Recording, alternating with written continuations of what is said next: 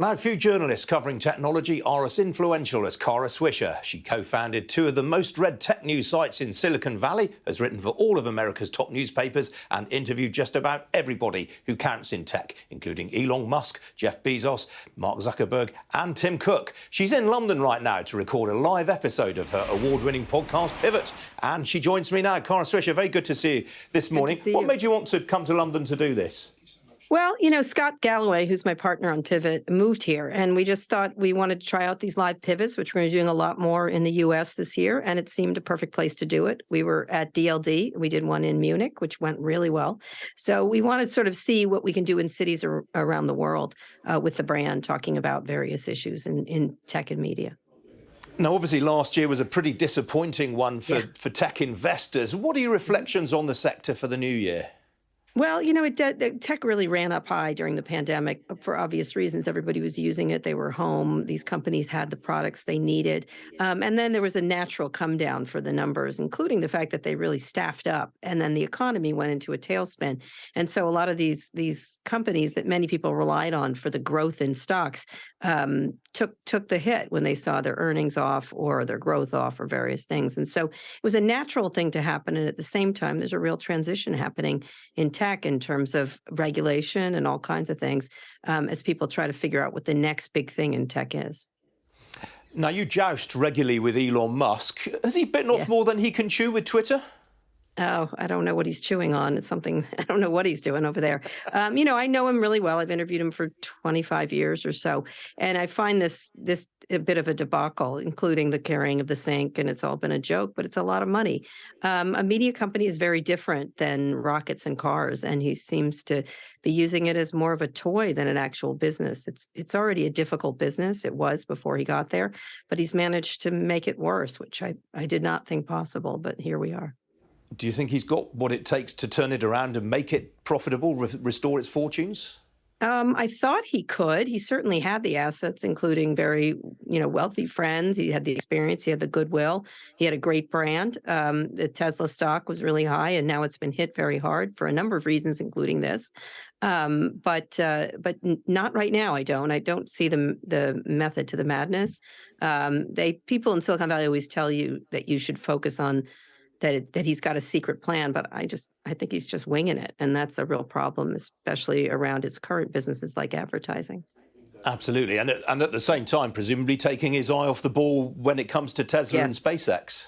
Yes, and 100%. He said, he says he's there for a couple of days, but they're facing enormous challenges, not the least of which is competitors, which are starting to catch up. They're not caught up yet, that's for sure. Tesla's done a great job with manufacturing and technology so that they're way ahead, but doesn't mean they're going to hold that position.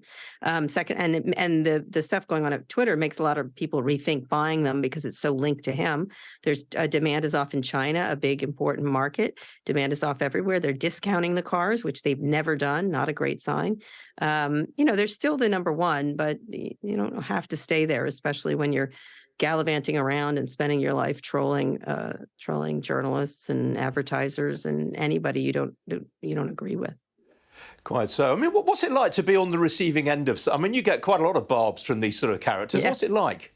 I don't care. I don't care. It's my job. I don't know. Do you mind it? I don't care. It's, a lot of them are terrific. Tim Cook is a class act every day of the week and twice on Sunday, as we say in the U.S. And most of the others are fine. And we have, it's good to go back and forth and disagree on lots of things. I've disagreed with almost everyone I've covered. Most of them are professionals and are fine with it. Others don't take it so well. And that's not really my problem. It's their own. So I just try to ask fair and tough questions of them. And I think they deserve that. And smart people do like smart questions. I always maintain that. Yeah, absolutely. Now, one thing that was really interesting to me just before Christmas, Google and Meta, their stake of the US ad market online has gone below 50% for the first time in 9 years. That's mainly down to TikTok. Can that maintain its explosive growth, do you think? I think it's facing a lot of headwinds around some issues around how it's behaving. There's been a lot of journalists who are getting sort of turning on TikTok in a lot of ways and doing a lot of investigative stuff. Obviously, the link with China is a real problem for it, and so they've got to solve that problem, especially in the U.S., where U.S. Uh, politicians, as you can see, they just formed a committee in Congress. I don't even know it's called the Anti-China Committee. I'm not really clear what they're going to do in the new Republican House, but it's quite bipartisan because the Biden administration has been trying to figure out how to deal with China and the potential of influence. So it could go anywhere. And so TikTok's going to get caught in the middle of this.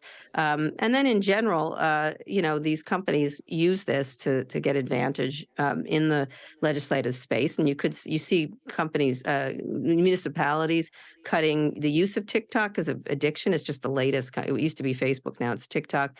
And you're definitely going to see some sort of legislation around Chinese-owned companies in the U.S. at least, and in Europe that could happen also. But it's certainly growing steam in the U.S., which is one of its biggest markets. Absolutely. Now, you mentioned Facebook there. Obviously, Mark Zuckerberg is pivoted to the metaverse. Are these investments going to pay off, do you think? I mean, it's a huge bet. Well, he's pivoted to it, but the rest of us haven't. That's the problem. It's a lot of money he's spending, and I appreciate when someone takes a big swing, but he was sort of trying to get out of his other business, which is paying all the bills, and of course is seeing also some headwinds around advertising, as you noted, and it's not just TikTok. Amazon is making inroads, and people aren't, and this Chat GPT there's going to be some advertising potentials in search here, and so both Google and Meta are going to be under pressure for these kind of things. What's interesting is, the U.S. is not Europe has been very good about regulation, but U.S. has done almost none. But the markets are taking care of themselves in this way, in a really interesting way. They can't really make acquisitions, these companies, because of the Justice Department or European regulators or regulators around the globe. But at the same time, the other things are emerging to give them challenges, and especially in a bad economic situation, they really have to try harder to be innovative, which, you could say they have been for large companies, but certainly the next thing is around the corner, such as Chat GPT and other things like that. All right, Cara, I could talk to you all morning, but we're out of time, I'm afraid. Best No of luck with the problem. event today. Good to see you. Thank you so much.